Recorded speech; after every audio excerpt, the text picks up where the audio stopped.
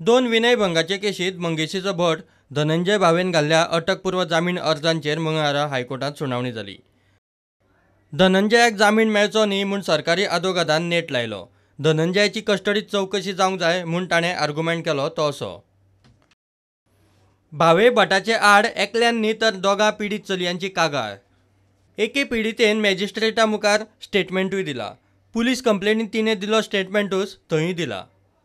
देवळा सारक्या पवित्र सुवातेर हो प्रकार घडला। ही केस संवेदनशील म्हूण पळोवंक जाय। तपास मुळाव्या पावंड्यार। दुबावीत आरोपी तपासाक सहकार्य करिना। खरें कितें तें भायर काडूंक भावेची कस्टडीत चवकशी जावंकूच जाय। अटकपूर्व जामीन मेळचो म्हूण धनंजय भावेन युक्तिवाद केलो तो असो। आपणें कसलोच गुन्यांव करूंक ना, कसलेय चवकशेक तयार। कोर्ट ज्यो अटी घालतले ते मानून घेतलो।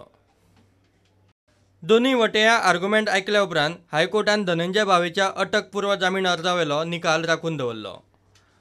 प्रुडंटा खातीर सिनियर रिपोर्टर मुकेश कुमार।